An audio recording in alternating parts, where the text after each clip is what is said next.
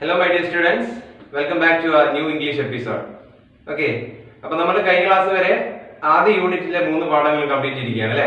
Okay, അപ്പോൾ അതിൽ എന്താണ് കുറേയേറെ നോട്ട്സ് ഒക്കെ തന്നിട്ടുണ്ട്. അപ്പോൾ പല കാര്യങ്ങൾ നമ്മൾ പുതിയതായിട്ട് പഠിച്ചിട്ടുണ്ട്. അപ്പോൾ ഓരോ യൂണിറ്റും വ്യത്യസ്തമായ രീതിയിലാണ് അത് കൺവേ ചെയ്യുന്ന ഐഡിയ എന്ന് പറയുന്നത് അല്ലേ? am I right? ശരിയാണ്. അപ്പോൾ ഇന്ന് നമ്മൾ എടുക്കാൻ പോകുന്നത് സെക്കൻഡ് യൂണിറ്റിലെ ഫസ്റ്റ് ചാപ്റ്റർ ആയിട്ടുള്ള പ്രൊജക്ട് ടൈഗർ എന്ന് പറഞ്ഞിട്ടുള്ള സത്യജിത് റായുടെ ഒരു ആർട്ടിക്കിളിനെ ബേസ് ചെയ്തിട്ടുള്ള ഒരു പാഠഭാഗമാണ്. ഓക്കെ, അപ്പോൾ എന്താ പാഠത്തിന്റെ പേര്? It is named as Project Tiger and it is written by Satyajit Ray. Okay, have you heard about Satyajit Ray ever before? ഇതിനു മുന്നേ നിങ്ങൾ സത്യജിത് റേനെ കുറിച്ചിട്ട് മുന്നേ കേട്ടിട്ടുണ്ടോ? ഉണ്ടാവും അല്ലേ? ഓക്കെ, എങ്ങനെയാണ് നിങ്ങൾ കേട്ടിട്ടുണ്ടാവുക? അപ്പോൾ ഒരു പക്ഷേ ദാദാ സാഹിബ് ഫാൽക്കെക്ക് ശേഷം എന്താണ് ഇന്ത്യ കണ്ട അല്ലെങ്കിൽ ലോകത്തിന് ഇന്ത്യ സംഭാവന ചെയ്ത അല്ലെങ്കിൽ ഇന്ത്യ കോൺട്രിബ്യൂട്ട് ചെയ്ത ഒരു മഹാനായ ചലച്ചിത്രകാരൻ, അതാണ് ആര്? നമ്മുടെ സത്യജിത് റേ എന്ന് പറഞ്ഞാൽ. ഇന്ത്യൻ ഫിലിം ഇൻഡസ്ട്രിക്ക് ഒരു പേര് ചാർത്തി കൊടുക്കുവാൻ അദ്ദേഹത്തിന് കഴിഞ്ഞിട്ടുണ്ട്, അല്ലെങ്കിൽ നല്ലൊരു പേര് വാഗ്ദാനം ചെയ്യാൻ, അല്ലെങ്കിൽ നല്ല ഒരു ഇടം ലോക സിനിമയുടെ എന്താണ് ആ ഒരു താളുകളിൽ എഴുതപ്പെടാൻ വേണ്ടിയിട്ട് ഇന്ത്യൻ സിനിമയെ അദ്ദേഹം പാകപ്പെടുത്തിയിട്ടുണ്ട് എന്ന് പറയാം നമുക്ക് അല്ലെ. അദ്ദേഹം എന്താണ് ഒരു പരിധി വരെ അല്ലെ ഒരു കാലഘട്ടം വരെ എന്താണ് വലിയ രീതിയിലുള്ള സിനിമകളൊന്നും ചെയ്യാതെ എങ്ങനെയാണ് സിനിമ ബാലപാഠങ്ങൾ മാത്രം അറിയാമെങ്കിൽ കൂടി വലിയ രീതിയിലുള്ള എന്താണ് കൊമേഴ്ഷ്യലായിട്ട് കുറച്ച് ബെനിഫിറ്റ് ഉള്ള സിനിമകളൊന്നും ചെയ്യാതെ നിന്നായിരുന്നു. പക്ഷേ വിദേശികളായിട്ടുള്ള ചലച്ചിത്രകാരന്മാരുടെ സമ്പർക്കവുമായി ബന്ധപ്പെട്ട് അദ്ദേഹത്തിന് പുതിയ സിനിമകൾ ചെയ്യണമെന്നുള്ള ത്വര അല്ലെങ്കിൽ ആ ഒരു മോട്ടീവ് ഉണ്ടാവുകയാണ്. അപ്പൊ അങ്ങനെ അതിനുശേഷം നിർമ്മിച്ച ചിത്രങ്ങളാണ് അദ്ദേഹത്തിന്റെ പ്രശസ്തമായതും അതുപോലെ തന്നെ എന്താണ് ലോകത്തിലെ ഏറ്റവും കൂടുതൽ ആളുകൾ വീക്ഷിക്കുകയും ചെയ്തത്. അദ്ദേഹത്തിന്റെ ഏറ്റവും പ്രശസ്തമായത് one of the world famous film is named as Pather Panchali അല്ലെ. അദ്ദേഹത്തിന്റെ ലോകത്തിലെ ഏറ്റവും കൂടുതൽ ആളുകൾ കണ്ടതും ഏറ്റവും കൂടുതൽ ആളുകൾ വിമർശിക്കപ്പെടുകയും അതേപോലെ ഏറ്റവും കൂടുതൽ ആളുകൾ അതിന്റെ നിരൂപണത്തിലൂടെ അതിന്റെ അന്തസത്ത അതിന്റെ എന്താണ് ഇന്നർ മീനിങ് ഒക്കെ തുറന്നു കാണിച്ചത് പതേർ പാഞ്ചാലി എന്ന് പറയുന്ന ആ ചിത്രത്തിലൂടെയാണ്. am I right? ശരിയല്ലേ ഞാൻ പറഞ്ഞത്? Yes, of course. അപ്പൊ നമ്മൾ ഇന്ന് പഠിക്കാൻ പോകുന്നത് അദ്ദേഹത്തിന്റെ ഒരു ആർട്ടിക്കിളാണ്. അതായത് അദ്ദേഹം ഒരു സിനിമ ചിത്രീകരിക്കുന്ന വേളയിൽ അദ്ദേഹത്തിനുണ്ടായ ചില സന്ദർഭങ്ങൾ, കാര്യങ്ങൾ, അല്ലെങ്കിൽ അവിടെ അനുഭവപ്പെട്ട പ്രശ്നങ്ങളൊക്കെ, അതും ഒരു സാധാരണ ഒരു ടിപ്പിക്കൽ ആയിട്ടുള്ള ഒരു സിനിമ എടുത്തല്ല, സംതിങ് ഡിഫറെന്റ്, എന്താണ് കുറച്ച് വ്യത്യസ്തമായിട്ടുള്ള ഒരു എനിമലിനെ അല്ലെങ്കിൽ ഒരു മൃഗത്തിനെ ഇൻക്ലൂഡ് ചെയ്തുകൊണ്ട് സിനിമ സംവിധാനം ചെയ്യുന്ന രീതിയെക്കുറിച്ചും അതിന്റെ കഷ്ടപ്പാടുകളെ കുറിച്ചും ഈ Hollywood cinema, Hollywood cinemas which means പാശ്ചാത്യ ലോകത്തെ അല്ലെങ്കിൽ US ബേസ്ഡ് ആയിട്ടുള്ള ഫിലിം ഇൻഡസ്ട്രിയാണ് ഹോളിവുഡ് എന്ന് പറയാം. അങ്ങനെയെങ്കിൽ നമുക്ക് ഇന്ത്യക്കാരൊക്കെ ഒന്നുണ്ട് അല്ലെ, ഹിന്ദി ബേസ്ഡ് ആയിട്ട് ബോളിവുഡ് എന്ന് പറയും. am I right? yes, of course. അപ്പൊ അതേപോലെ തന്നെ മലയാളത്തിലുണ്ട് അല്ലെ, മോളിവുഡ് ഉണ്ട്, ടോളിവുഡ്, അങ്ങനെ പലതരത്തിലുള്ള ഫിലിം ഇൻഡസ്ട്രീസ് ഉണ്ട് ഓരോ ഭാഷകളെ അടിസ്ഥാനപ്പെടുത്തി. അപ്പൊ US ബേസ്ഡ് ആയിട്ടുള്ള ഫിലിം ഇൻഡസ്ട്രിയാണ് ഏതാണ് ഹോളിവുഡ് എന്ന് പറഞ്ഞത്. അപ്പോൾ ഹോളിവുഡ് ഈ മൃഗങ്ങളെ ഉപയോഗിച്ചുകൊണ്ടുള്ള സിനിമാ രംഗങ്ങളൊക്കെ അദ്ദേഹം കണ്ട് മനസ്സിലാക്കി എത്രത്തോളം അത് വിജയിക്കുമെന്നൊക്കെ മനസ്സിലാക്കിയാണ് അദ്ദേഹം തന്റെ സിനിമയിലും മൃഗങ്ങളെ അല്ലെങ്കിൽ എനിമൽസിനെ ഇൻക്ലൂഡ് ചെയ്യാൻ ശ്രമിച്ചത് അല്ലെ. അപ്പൊ എനിമൽ ആക്ടേഴ്സ് എന്ന് വേണമെങ്കിൽ നമുക്ക് ആ മൃഗങ്ങളെ പറയാം. അപ്പൊ ഇവിടെ അത്തരത്തിലൊരു ടൈഗറിനെ തന്റെ സിനിമയിലേക്ക് കൊണ്ടുവന്ന ഒരു കഥയെക്കുറിച്ച് അദ്ദേഹം ഒരു ആർട്ടിക്കിൾ അല്ലെങ്കിൽ ചെറിയൊരു ലേഖനത്തിലൂടെ പറയുകയാണ്. അതാണ് നമുക്ക് ഇന്നിവിടെ പറയാനുള്ളത്. So let's read the chapter. Are you ready? Yes, of course. So let's read.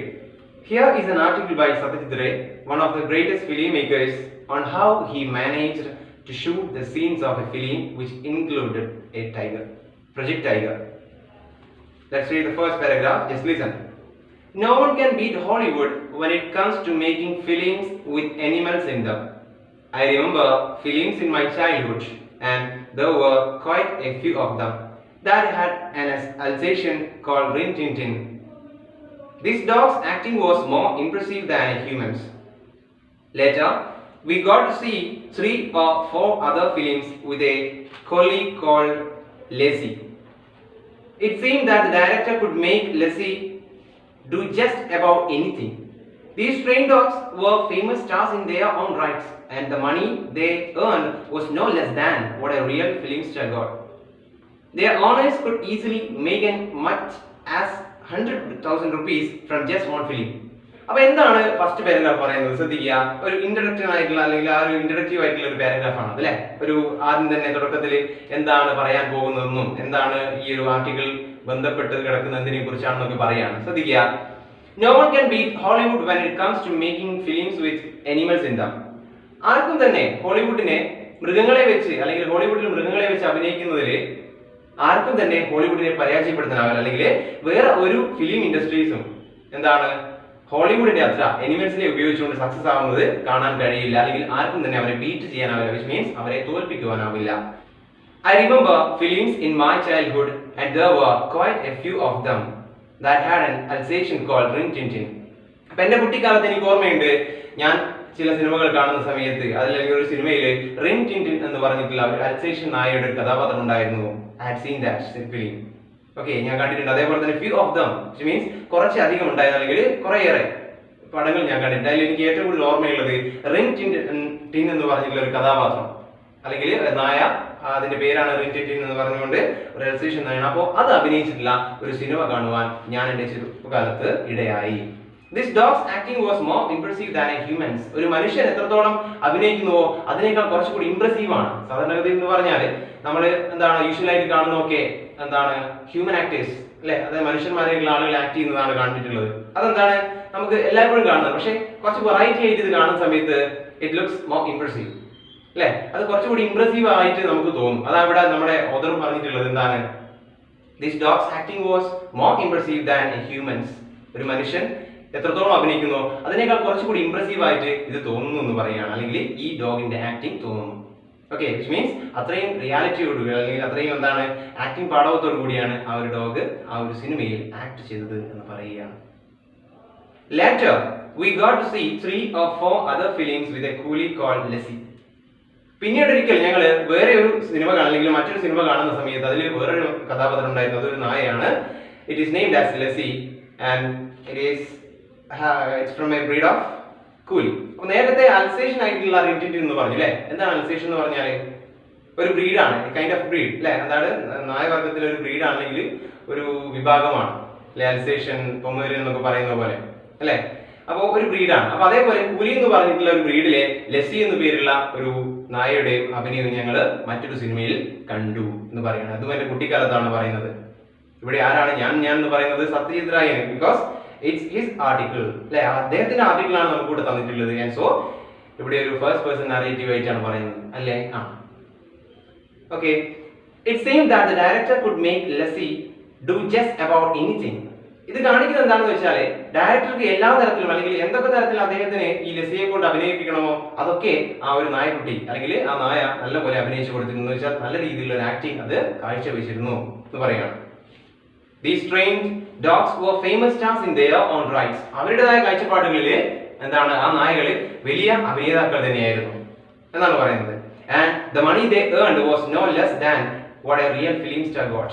അതേപോലെ തന്നെ അവർ ഏൺ ചെയ്ത മണി, what I mean by earned, സമ്പാദിക്കുക അല്ലെ. അപ്പൊ അവർ സമ്പാദിച്ചിരുന്ന പണം എന്ന് പറഞ്ഞാൽ ഒരിക്കലും സാധാരണഗതിയിലുള്ള ഒരു ആക്ടേഴ്സ്, ഹ്യൂമൻ ആക്ടേഴ്സ് സമ്പാദിച്ചതിൽ ഒട്ടും താഴെയല്ല. വിച്ച് മീൻസ് അവരുടെ അതേ നിലവാരത്തിൽ അവരും പണം സമ്പാദിച്ചിരുന്നു എന്ന് പറയുകയാണ്. Okay, their owners could easily make as much as 100,000 rupees from just one film. അവരുടെ ഓണേഴ്സ് അല്ലെ, ഈ നായിക എന്താണ്, നായകൾക്ക് ഒരു ഓണേഴ്സ് ഉണ്ടാവും അല്ലെങ്കിൽ ഉടമസ്ഥരുണ്ടാവും. അവർക്ക് ഒരു വർഷം അല്ലെങ്കിൽ ഒരു ഫിലിം കൊണ്ട് തന്നെ ലക്ഷപ്രഭുക്കളാവാന്ന് ഇവിടെ പറയുകയാണ്. ഇവിടെ എന്താണ് നമ്മുടെ ഓതർ പറഞ്ഞിട്ടുള്ളത്? their owners could easily make as much as 100,000 rupees എന്ന് വെച്ചാൽ ഏതാണ്ട് 1,00,000 രൂപ. 100,000 rupees മീൻസ് എന്താണ് 1,00,000 രൂപ ഒരു പടം കൊണ്ട് തന്നെ അല്ലെങ്കിൽ ഒരു ഫിലിം കൊണ്ട് തന്നെ അവര് ഏൺ ചെയ്യുന്നു എന്ന് പറയുകയാണ്. ആരാ പറയുന്നത്? നമ്മുടെ ഓതർ പറയുകയാണ്. എന്നുവെച്ചാൽ അത്രയും അഭിനയ പാഠവും അല്ലെങ്കിൽ ആ എബിലിറ്റി അല്ലെങ്കിൽ എന്താണ് ആക്ടിങ് എബിലിറ്റി ആ ഒരു നായകൾക്ക് പരിശീലനത്തിലൂടെ ലഭിച്ചിട്ടുണ്ട്. അതുകൊണ്ട് തന്നെ അവർ നല്ല രീതിയിൽ ഏൺ ചെയ്യുന്നു. അത് അവരുടെ യജമാനന്മാരെ അല്ലെങ്കിൽ അവരുടെ ഓണേഴ്സിനെ സമ്പന്നരാക്കുന്നു എന്ന് പറയുകയാണ്. That's it. That's about the first paragraph. So second paragraph ഇങ്ങനെയാണ് പറയുന്നത്. I realized how reverently these animal actors were treated when I happened to see the shooting of a film 20 years ago in Disney Studio. അപ്പോൾ Disney സ്റ്റുഡിയോയിൽ വെച്ചിട്ട് ഞാൻ 20 വർഷം മുന്നേ, എന്ന് വെച്ചാൽ ഈ ഒരു ആർട്ടിക്കിൾ എഴുതുന്നതിന് 20 വർഷം മുന്നേ ഞാൻ ഡിസ്നി സ്റ്റുഡിയോയിൽ പോയിട്ട് ഈ ഒരു അനിമൽ ആക്ടേഴ്സിന്റെ ഷൂട്ടിംഗ് കണ്ട സമയത്ത് എനിക്ക് മനസ്സിലാക്കുവാൻ കഴിഞ്ഞ അല്ലെങ്കിൽ എനിക്ക് കാണുവാൻ കഴിഞ്ഞ ഒരു കാര്യം ഇതാണ്. നമ്മുടെ സാധാരണഗതിയിലുള്ള ആക്ടേഴ്സിനെ പോലെ തന്നെ ഹ്യൂമൻ ആക്ടേഴ്സിനെ പോലെ തന്നെ സിമിലർ ആയിട്ട് അല്ലെങ്കിൽ അതേപോലെ തന്നെ അതേ ഒരു ഗ്രേഡോട് കൂടി ഈ ഒരു അനിമൽ ആക്ടേഴ്സിനെയും അവിടെയുള്ള എന്താണ് ഫിലിം ഇൻഡസ്ട്രിയിൽ ആളുകൾ ബഹുമാനിക്കുന്നു. റെവറൻറ്റ്ലി മീൻസ് എന്താണ് നല്ല രീതിയിൽ അവരെ എന്താണ് കൈകാര്യം ചെയ്യുന്നു. അവർക്ക് പരിഗണന കൊടുക്കുന്നു, അല്ലെങ്കിൽ അവർ സാധാരണഗതിയിലുള്ള ഒരു ആക്ടേഴ്സിനെ പോലെ തന്നെ അവരെ പരിഗണിക്കുന്നു, കൺസിഡർ ചെയ്യുന്നു എന്നാണ് ഇവിടെ പറഞ്ഞിട്ടുള്ളത്. ഓക്കെ, അവർക്ക് വേണ്ട രീതിയിലുള്ള ബഹുമാനവും ആദരവും ഒക്കെ കൊടുക്കുന്നു. Because they too are actors. Right? Yes, അവരും എന്താണ്, ആക്ടേഴ്സ് തന്നെയാണ്. അതുകൊണ്ട് യഥാർത്ഥത്തിൽ ഒരു ഹ്യൂമൻ ആക്ടറിന് കൊടുക്കുന്ന അതേ ബഹുമാനവും അതേ പരിഗണനയും നമ്മുടെ ഈ അനിമൽ ആക്ടേഴ്സിന് കൊടുക്കുകയാണെന്നാണ് ഫസ്റ്റ് സെന്റൻസ് പറയുന്നത്. അത് കണ്ട അനുഭവമാണ്, നമ്മുടെ സത്യജിത്തിനെ കണ്ട ഒരു അനുഭവമാണ് പറയുന്നത്. I happened to see the shooting of a film 20 years ago in Disney Studio in Hollywood. അപ്പോൾ ഹോളിവുഡിലെ ഡിസ്നി സ്റ്റുഡിയോയിൽ ഞാൻ 20 വർഷം മുന്നേ പോയ സമയത്താണ് ഈ ഒരു കാഴ്ച എനിക്ക്, അല്ലെങ്കിൽ ഈ ഒരു കാഴ്ച അനുഭവം അല്ലെങ്കിൽ ഈ എക്സ്പീരിയൻസ് എനിക്ക് ഉണ്ടായതെന്ന് പറയാണ്. The main character in this film was a large dog. അപ്പോൾ ഈ ഒരു കഥയിലെ, അല്ലെങ്കിൽ ഞാൻ പോയി കണ്ട ആ സിനിമയിലെ, അല്ലെങ്കിൽ സിനിമയുടെ ഷൂട്ടിംഗ് കണ്ട സമയത്ത് ആ കഥയിലെ കേന്ദ്ര കഥാപാത്രം, പ്രൊട്ടഗോണിസ്റ്റ് എന്ന് പറഞ്ഞാൽ ആരായിരുന്നു? അതൊരു വലിയൊരു ഡോഗായിരുന്നു, അല്ലെങ്കിൽ വലിയൊരു നായയായിരുന്നു ആ കഥയിലെ കേന്ദ്ര കഥാപാത്രം.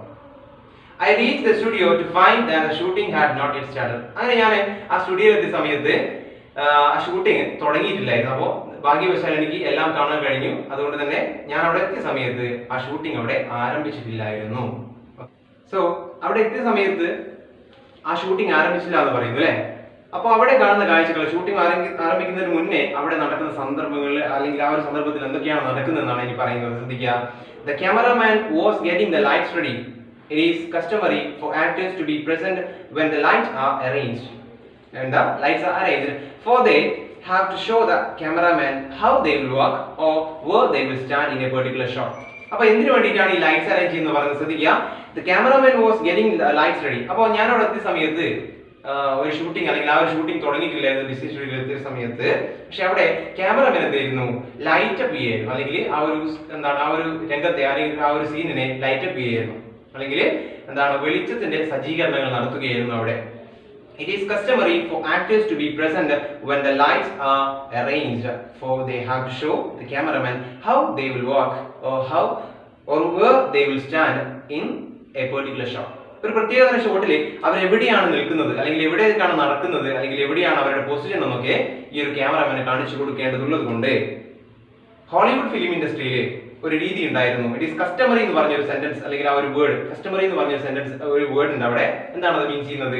കസ്റ്റമറി മീൻസ് നിർബന്ധം, അല്ലെങ്കിൽ അതൊരു ഹാബിറ്റ് ആണ്, അല്ലെങ്കിൽ അതൊരു യൂഷ്വൽ ആയിട്ടുള്ള ഒരു ആക്ടിവിറ്റിയാണ്. എന്ന് വെച്ചാൽ ഈ ഒരു ചിത്രീകരണം, അല്ലെങ്കിൽ ഈ ഒരു ഛായാഗ്രഹണം തുടങ്ങുന്നതിന് മുന്നേ, അല്ലെങ്കിൽ ആ ഒരു ചിത്രീകരണം തുടങ്ങുന്നതിന് മുന്നേ ആക്ടേഴ്സ് ക്യാമറയുടെ മുന്നിൽ വന്ന് നിൽക്കണം. ഷൂട്ടിംഗ് തുടങ്ങിയില്ല, അതിന് തൊട്ട് മുന്നെയാണ്. ലൈറ്റ് അപ്പ് ചെയ്തതിനു ശേഷം ക്യാമറമാന്റെ മുന്നിൽ, അല്ലെങ്കിൽ ക്യാമറയുടെ മുന്നിൽ ആക്ടേഴ്സ് വന്ന് നിന്നുകൊണ്ട് അവരെങ്ങോട്ടാണ് നീങ്ങുക, എവിടത്തേക്കാണ് നടക്കുക, എത്ര സ്റ്റെപ്പ് അവർ വെക്കും എന്നുള്ളതൊക്കെ, അവരുടെ പൊസിഷൻ ഒക്കെ അവർ കാണിച്ചു കൊടുക്കേണ്ടതുണ്ട് എന്ന് പറയണം. അത് കസ്റ്റമറിയാണ്, വിച്ച് മീൻസ് അതൊരു ശീലത്തിന്റെ ഭാഗമാണ്, അല്ലെങ്കിൽ അത് അവിടുത്തെ ഒരു ഹാബിറ്റാണ്. ഓക്കെ, അപ്പോൾ അങ്ങനെ ചെയ്യേണ്ടതുണ്ട്. അതുകൊണ്ട് തന്നെ ക്യാമറമാൻ എന്ത് ചെയ്യാണ്? ലൈറ്റ് അപ്പ് ചെയ്യാണ് ആ ഒരു രംഗത്തെ. ഓക്കെ, അത് ഒന്നുകൂടി ശ്രദ്ധിക്കുക ആ ഒരു sentence. It is customary for actors to be present when the lights are arranged. അവിടെ കണ്ടോ? അതിനുശേഷം കോമ അല്ലേ? അപ്പോൾ ആക്ടേഴ്സ് ആ ഒരു ക്യാമറമാന്റെ, അല്ലെങ്കിൽ ക്യാമറയുടെ തൊട്ട് മുന്നിൽ വന്ന് നിൽക്കണം. എന്ത് ചെയ്യണം? അതൊരു നിർബന്ധമായിട്ടുള്ള കാര്യമാണ്. കോമ ശേഷം ഒരു ഫോർ വെച്ചു അല്ലേ? What's meaning of that for? എന്താണ് ആ ഒരു ഫോറിന്റെ മീനിങ്? എന്താ അവിടെ ഫോർ എന്ന് മീൻ ചെയ്യുന്നത്? ബിക്കോസ് എന്നാണ്. ഓക്കെ, അപ്പൊ അങ്ങനെ നിൽക്കേണ്ടതിന്റെ കാരണം ഇതാണ് ഇനിയുള്ള സെന്റൻസ് വിവരിക്കുന്നത്. For actors to be present when the lights are arranged, for they have to show the cameraman how they will walk or where they will stand in a particular shot. ഒരു പ്രത്യേക ഷോട്ടിൽ, അല്ലെങ്കിൽ ആ ഒരു രംഗത്തിൽ എവിടെയാണ് അവർ നിൽക്കുന്നത്, എവിടത്തേക്കാണ് അവർ നടക്കുക, എവിടം വരെ അവരുടെ പരിധി ഉണ്ട് എന്നൊക്കെ കാണിച്ചു കൊടുക്കേണ്ടത് കസ്റ്റമറി ആയിട്ടുള്ള ഒരു കാര്യമാണെന്ന് പറയാം. That's it. Okay. In the case of very famous stars, this job is done by their stand-ins. അല്ലെ? അതായത് വലിയ തരം, അല്ലെങ്കിൽ വലിയ ആക്ടേഴ്സിനെ സംബന്ധിച്ചിടത്തോളം, എന്ന് വെച്ചാൽ നല്ല ഫേമസ് ആയിട്ടുള്ള ആക്ടേഴ്സിനെ സംബന്ധിച്ചിടത്തോളം അവര് ഈ ഒരു ലൈറ്റ് അപ്പ് ചെയ്യുന്ന സമയത്ത് ഒരിക്കലും ഈ ഒരു ക്യാമറയുടെ മുന്നിൽ വന്ന് നിൽക്കില്ല. അവര് ആ ഷൂട്ട് തുടങ്ങിയ, അല്ലെങ്കിൽ ആ ഷൂട്ട് ക്ലാപ്പ് ചെയ്യുന്ന സമയത്ത് അതിന് തൊട്ട് മുന്നേ വന്ന് നിൽക്കുകയുള്ളൂ. അപ്പോൾ ലൈറ്റ് അപ്പ് ചെയ്യുന്ന സമയത്ത് ഈ പൊസിഷൻ ഒന്നും കാണിച്ചു കൊടുക്കാൻ ആര് പോയി നിൽക്കാറില്ല? മെയിൻ ആക്ടേഴ്സ് പോയി നിൽക്കാറില്ല എന്ന് പറയണം. അതിന് പകരമായിട്ട് അവർ ഉപയോഗിക്കുന്നത് സ്റ്റാൻഡിൻസിനെയാണ്. അവിടെ സ്റ്റാൻഡിൻസ് നമ്മുടെ നാട്ടിൽ നമ്മൾ ഉപയോഗിക്കും അല്ലെ? ഡ്യൂപ്പ് എന്നൊക്കെ പറയും. ഡ്യൂപ്പ് അല്ല, സബ്സ്റ്റിറ്റ്യൂഷൻ ആണ് ശരിക്കും അല്ലെ? അതായത് പകരക്കാരനെ വെക്കുകയാണ്. ഓക്കെ, അപ്പോ വലിയ നടന്മാരൊന്നും പകരക്കാരെ മീൻസ് വലിയ നടന്മാരൊന്നും സ്വന്തമായി എന്ത് ചെയ്യാറില്ല? ഇതിന്റെ ക്യാമറയുടെ മുന്നിൽ ലൈറ്റ് അപ്പ് ചെയ്യുന്ന സമയത്ത് വന്ന് നിൽക്കാറില്ല. മറിച്ച് അവര് സ്റ്റാൻഡിൻസിനെ, അല്ലെങ്കിൽ സബ്സ്റ്റിറ്റ്യൂഷനെ വെക്കുകയാണ് അവിടെ ചെയ്യാറുള്ളത്. Okay, this job is done by the stand-ins. A stand-in is usually a person who is physically similar to the real star. അപ്പോൾ അവിടെ പറഞ്ഞിട്ട് എന്താണ് സ്റ്റാൻഡ് എന്നുള്ള അതിന്റെ ഡെഫിനിഷൻ പറഞ്ഞിട്ടുണ്ട്. എന്താണ് സ്റ്റാൻഡ് എന്ന് പറഞ്ഞാൽ സാധാരണഗതിയിൽ അതായത് ആ ഒരു ആക്ടറിന്റെ രൂപസാദൃശ്യമുള്ള ഒരു വ്യക്തിയാണ്, അല്ലെങ്കിൽ അദ്ദേഹത്തിന് സിമിലർ ആയിട്ടുള്ള അദ്ദേഹത്തിന്റെ ഫിസിക്കൽ ഫീച്ചേഴ്സ് ഒക്കെ സിമിലർ ആയിട്ടുള്ള ഒരു വ്യക്തിയാണ് സ്റ്റാൻഡിൻസ് എന്ന് പറയുന്നത്. അപ്പോൾ അവരാണ് സ്റ്റാൻഡിൻസ്. അപ്പോൾ അവര് ഈ ഒരു രംഗം തുടങ്ങുന്നതിന് മുന്നേ വന്ന് പൊസിഷൻ ഒക്കെ കാണിച്ചു കൊടുക്കുന്നതായിരിക്കും. Okay. The stars themselves arrive only when the lights are ready and it is time to take a shot. അപ്പോൾ ഷോട്ട് എടുക്കാൻ ഉള്ള ആ നേരത്തെ അല്ലെങ്കിൽ ആ ഒരു നേരത്തെ മാത്രമേ അവർ ആക്ടേഴ്സ് ആ ഒരു ക്യാമറയുടെ മുന്നിലേക്ക് കടന്നു വരൂ എന്ന് ആണ് ആ സെന്റൻസ് പറയുന്നത്. പറഞ്ഞത് The stars themselves arrive only when the lights are ready and it is time to take a shot. എല്ലാ വെളിച്ചവും അല്ലെങ്കിൽ എന്താണ് നല്ല രീതിയിലുള്ള സജ്ജീകരണങ്ങൾ കഴിഞ്ഞ ശേഷമാണ് അവര് മുന്നോട്ട് വരാറുള്ളത്. And so the third paragraph. അപ്പോൾ നമ്മൾ ഇനി വായിക്കാൻ പോകുന്ന തേർഡ് പാരഗ്രാഫ് ആണ്. ശ്രദ്ധിക്കുക. Here in Disney Studio, I noticed that a few actors were moving about in the set, and on one side, standing quietly, was the protagonist, the same large dog. The cameraman shouted to everyone to take their positions, but the dog remained where it was. This puzzled me. Could it be that it was not required in the next shot? അപ്പൊ എന്താണ് third paragraph പറയുന്നത്? അപ്പോൾ ഈ Disney സ്റ്റുഡിയോയിൽ 20 വർഷം മുന്നേ പോയ കാര്യത്തെ കുറിച്ച് പറയുകയാണ് നമ്മുടെ ഈ ഓതർ അല്ലെ. എന്തിനെ കുറിച്ചാണ് പറയുന്നത്? ഒരു ഹോളിവുഡ് സിനിമയിൽ എങ്ങനെയാണ് മൃഗങ്ങളെ പരിശീലിപ്പിക്കുന്നതും എങ്ങനെയാണ് അവരെ ഇൻക്ലൂഡ് ചെയ്യുന്നതും അല്ലെങ്കിൽ എങ്ങനെയാണ് അവർ ആക്ട് ചെയ്യുന്നതും ഒക്കെ ഇവിടെ നിന്ന് പഠിക്കാൻ ശ്രമിക്കുകയാണ് നമ്മുടെ സത്യജിത്രൻ. Okay. Here in Disney Studio, ഇവിടെ ഈ ഡിസ്നി സ്റ്റുഡിയോയിൽ I noticed that a few actors were moving about in the set. അപ്പോൾ ഞാൻ ഈ രംഗ സജ്ജീകരണങ്ങളെ കണ്ടുകൊണ്ടിരിക്കുന്ന സമയത്ത് എനിക്ക് കാണാൻ സാധിച്ചത് കുറച്ച് ആക്ടേഴ്സ് ആ സെറ്റിൽ ഇങ്ങനെ മൂവ് ചെയ്യണം, അങ്ങോട്ടും ഇങ്ങോട്ടൊക്കെ നടക്കുന്നത് കാണുകയാണ്. ആൻഡ് ഓൺ വൺ സൈഡ്, അങ്ങനെ ഒരു വശത്ത്, അപ്പോൾ അവരൊക്കെ അങ്ങോട്ടും ഇങ്ങോട്ടും നടക്കുന്നുണ്ട്, പക്ഷെ ഒരു വശത്ത് മാറിയിട്ട് ഒരാൾ നിൽക്കുന്നതാണ്. ആരാണത്? And standing quietly was A protagonist, the same large dog. അപ്പോൾ ഒരു ശാന്തനായി ഒരു വശത്ത് എന്താണ് നിൽക്കുകയാണ് നമ്മുടെ protagonist, the same large dog. അല്ലെ, നേരത്തെ ഞാൻ സൂചിപ്പിച്ച ആ ലാർജ് ഡോഗ് തന്നെ അല്ലെങ്കിൽ വലിയ ആ ഒരു നായ തന്നെയാണ് നമ്മുടെ ഈ കഥയിലെ കഥാപാത്രം. അത് ഒരു വശത്തായിട്ട് നിൽക്കുകയാണ്. ഈ ഒരു രംഗം തുടങ്ങുവാനായി ആക്ടേഴ്സ് ഒക്കെ അങ്ങോട്ടും ഇങ്ങോട്ട് പോകുന്നുണ്ട്, പക്ഷേ ഈ കഥാപാത്രം അല്ലെങ്കിൽ ഈ ഒരു കേന്ദ്ര കഥാപാത്രമായിട്ടുള്ള ഈ ഒരു നായ ഒരു വശത്ത് നിൽക്കുകയാണ്. The same large dog. The cameraman shouted to everyone to take their positions, but the dog remained where it was. അപ്പോൾ ക്യാമറമാൻ പെട്ടെന്ന് തന്നെ എല്ലാവരോടും ഷൗട്ട് ചെയ്തു, അല്ലെങ്കിൽ എല്ലാവരോടും ഓർഡർ ചെയ്യാണ് അവരുടേതായ പൊസിഷൻ എടുക്കാൻ, ടേക്ക് ചെയ്യാൻ പറയാണ്. പക്ഷേ ഈ നായ മാത്രം അല്ലെങ്കിൽ ഈ പ്രൊട്ടഗോണിസ്റ്റ് ആയിട്ടുള്ള ഈ ഒരു ലാർജ് ഡോഗ് മാത്രം എന്ത് ചെയ്യാണ്? അവിടെ നിൽക്കുകയാണ്. താൻ നിൽക്കുന്ന അതേ സ്ഥലത്ത് അതങ്ങനെ തന്നെ നിൽക്കുകയാണ്. എന്താണ് സംഭവിക്കുന്നത്? നമ്മുടെ ഓതറിന് മനസ്സിലായില്ല. This puzzled me, which means this confused me. Okay, ഈ ഒരു നായയുടെ ഈ ഒരു പ്രവൃത്തി എന്നെ കൺഫ്യൂസ് ചെയ്യിപ്പിച്ചു, അല്ലെങ്കിൽ എന്താണ് എന്റെ ധാരണകളൊക്കെ മാറ്റിമറിച്ചു, അല്ലെങ്കിൽ എന്റെ ചിന്താഗതിയെ മാറ്റിമറിച്ചു. എന്തുകൊണ്ടാണ് ഇങ്ങനെ അത് അവിടെ നിൽക്കുന്നത്? എനിക്കൊരു അർത്ഥം കിട്ടാത്ത പോലെ തോന്നി ആ ഒരു നായയുടെ ആ ഒരു ബിഹേവിയർ കണ്ടിട്ട്. Okay. Could it be that it was not required in the next shot? അപ്പോൾ അത് ചിലപ്പോൾ അടുത്ത ഷോട്ടിൽ അല്ലെങ്കിൽ ഈ വരുന്ന ഷോട്ടിൽ അതിന് ആവശ്യം ഉണ്ടാവില്ല. ചിലപ്പോൾ അതുകൊണ്ടായിരിക്കാം ആ ഒരു നായ അല്ലെങ്കിൽ ആ ഒരു വലിയ നായ അവിടെ തന്നെ ഇരിക്കുന്നത് എന്ന് ആര് വിചാരിച്ചു? നമ്മുടെ ഓതറായിട്ടുള്ള സത്യജിത്ത് വിചാരിക്കുകയാണ്. പക്ഷേ അതല്ലായിരുന്നു സംഭവിച്ചത്.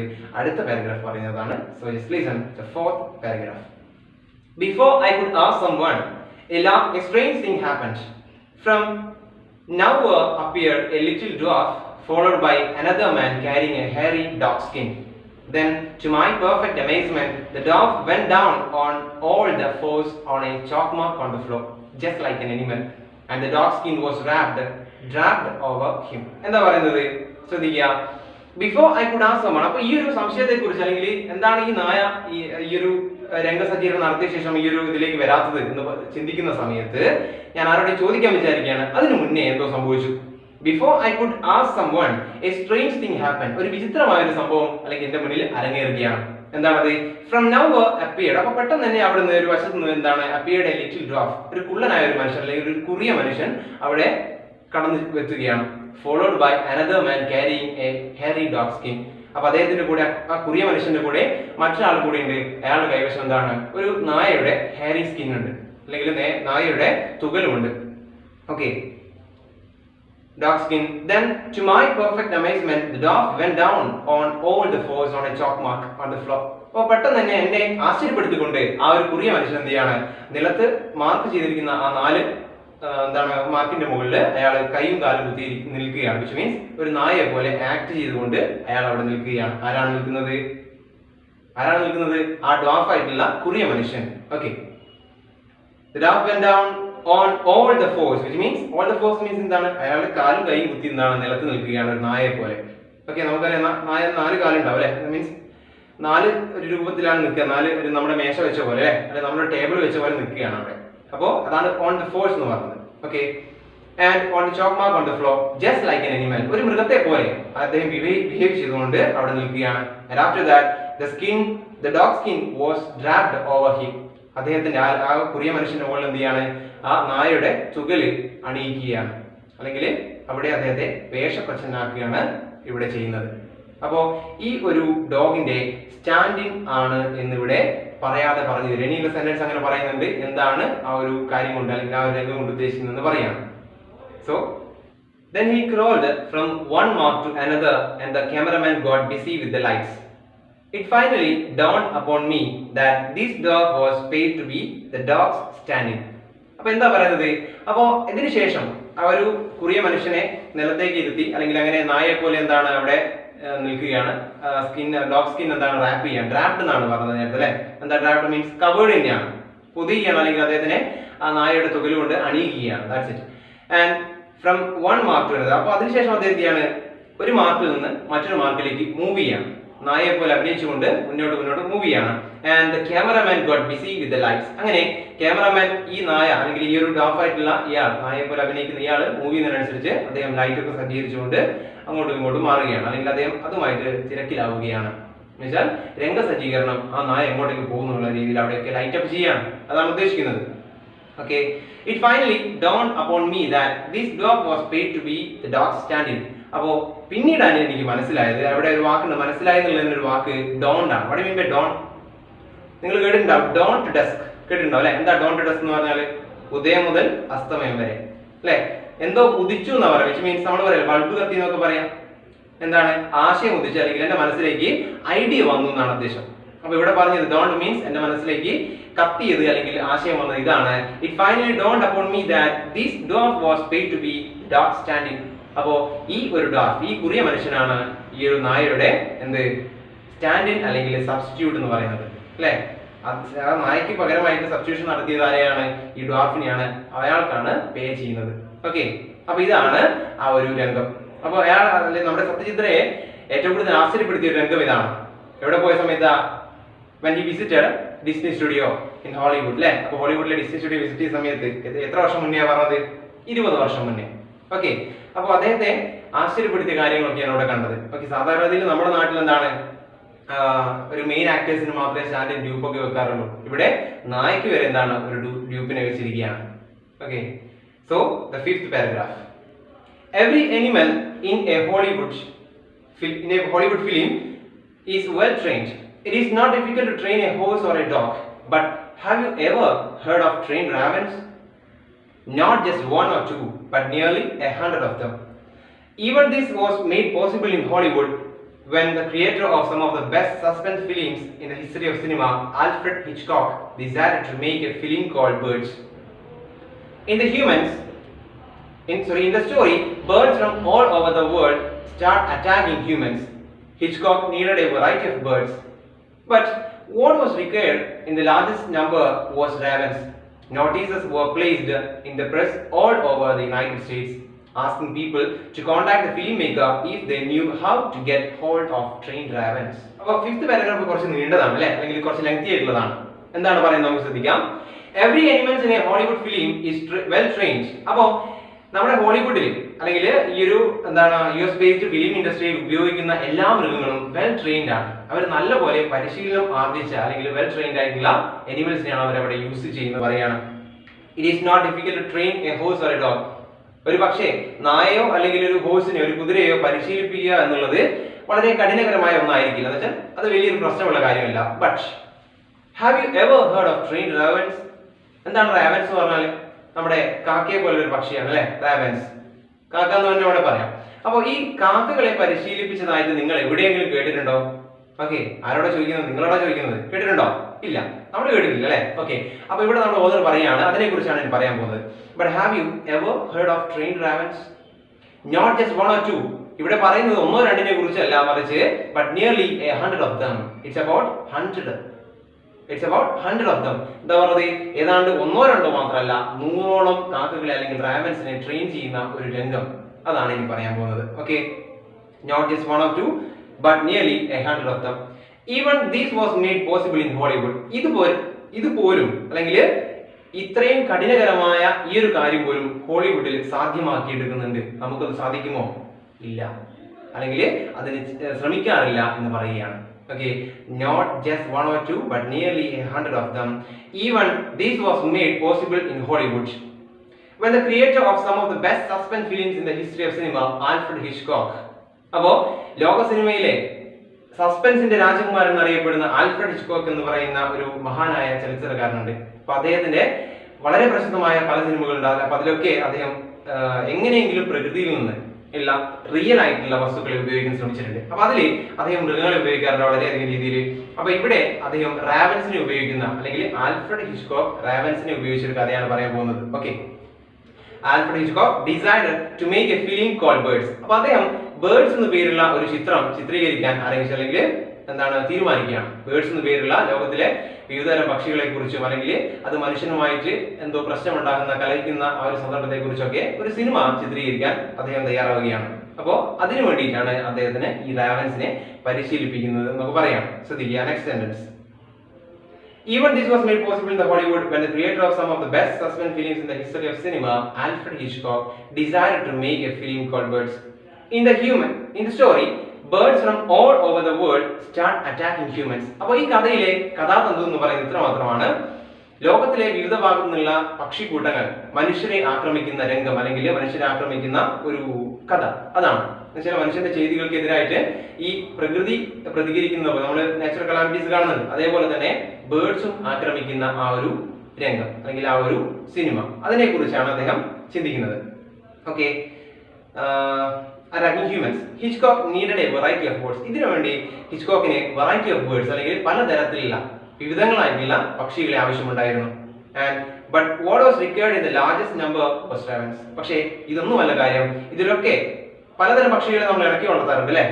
നമ്മൾ എന്താണ്, പാരറ്റിനെ ഇണക്കി വളർത്താറുണ്ട്, അതുപോലെ തന്നെ നമ്മുടെ പീജിയൻസിനെ അല്ലെ, പ്രാവിനെയൊക്കെ നമ്മൾ ഇണക്കി വളർത്താറുണ്ട് അല്ലെ, നമ്മുടെ എന്താണ് പെറ്റായിട്ട് വളർത്താറുണ്ട്. പക്ഷേ ഇവിടെ അദ്ദേഹത്തിന് വേണ്ടിയിരുന്നത് അതൊന്നുമായിരുന്നില്ല. ഏറ്റവും കൂടുതൽ വേണ്ടിയിരുന്നത് റാവൻസിനെ ആയിരുന്നു, അല്ലെങ്കിൽ ഇത്തരത്തിലുള്ള കാക്ക പോലുള്ള പക്ഷികളെയായിരുന്നു അദ്ദേഹത്തിന് ഏറ്റവും കൂടുതൽ വേണ്ടിയിരുന്നത്. But what was required in the largest number was ravens. Notices were placed in the press all over the United States. അപ്പോൾ എന്താണ്, യുണൈറ്റഡ് സ്റ്റേറ്റ്സിലെ എല്ലാ പത്രമാധ്യമങ്ങളിലും അദ്ദേഹം പരസ്യം കൊടുത്തു, ഇങ്ങനെ റാവൻസിന് ആവശ്യമുണ്ടെന്ന് പറഞ്ഞുകൊണ്ട്. Asking people to contact the filmmaker if they knew how to get hold of a trained ravens.